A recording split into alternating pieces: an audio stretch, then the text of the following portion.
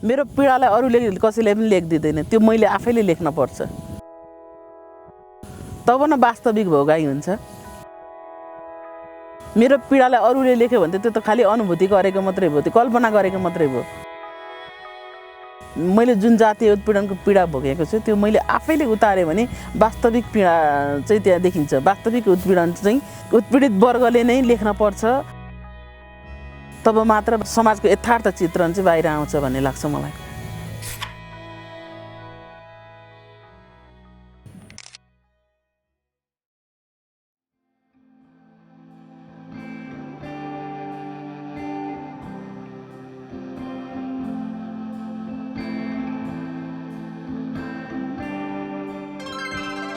नमस्ते, म पञ्चा कुमारी परियार, घर खोटाङ। रङ्गीत मासिक पत्रिकामा 2055 सालमा मेरो पहिलो कविता प्रकाशित भएको छ। 2062 सालमा सपना र आँखाहरू भन्ने कविता सङ्ग्रह प्रकाशित गरेँ। साहित्यतिर रुचि भएकै कारणले मैले निज नेपाली विषय लिएर एमएसम्मको अध्ययन पुरा गरेको छु।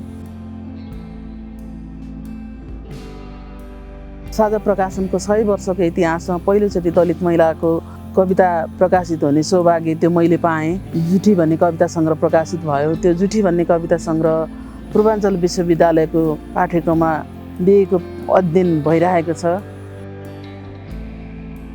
सुरुमा त मलाई नर्स पढ्ने इच्छा थियो, तर अब घरको आर्थिक अवस्था ज्यादै कमजोर, समाजले यति उत्पीडन दियो कि म पढ्दाखेरि 1 क्लासदेखि 4 क्लाससम्म म उभिएर पढेँ।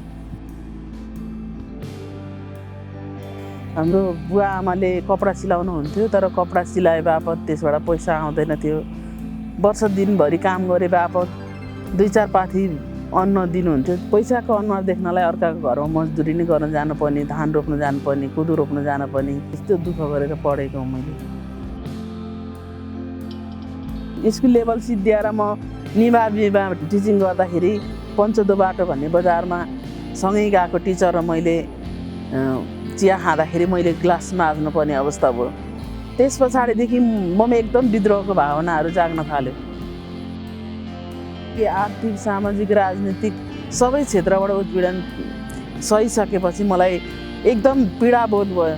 त्यो पीडालाई मैले शब्दमा उतारेँ, त्यही कविता बन्यो, त्यही कथा बन्यो।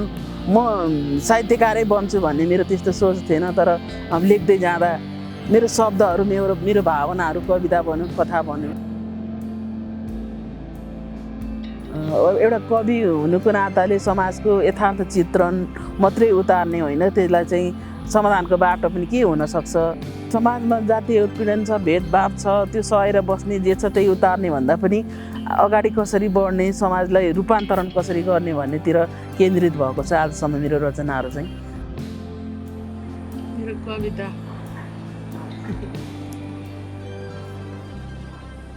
मेरो अर्को कविता सङ्ग्रह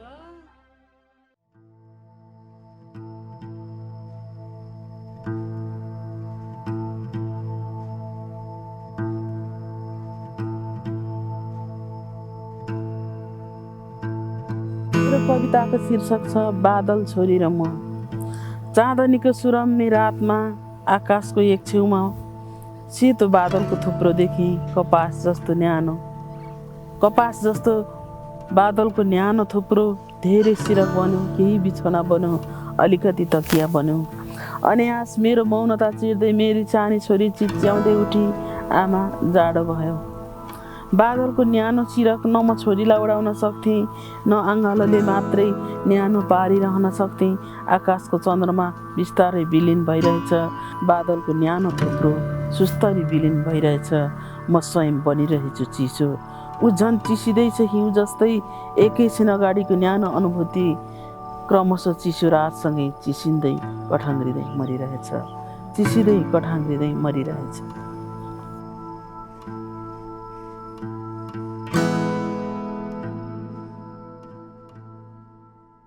धरान बसेको क्रममा चाहिँ मेरो एकजना साथी हुनुहुन्थ्यो, शान्ता राई।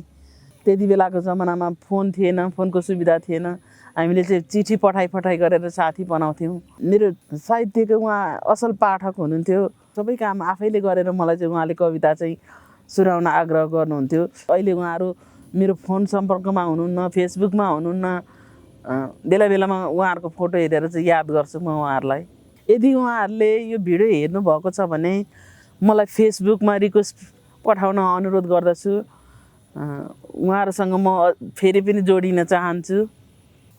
धन्यवाद।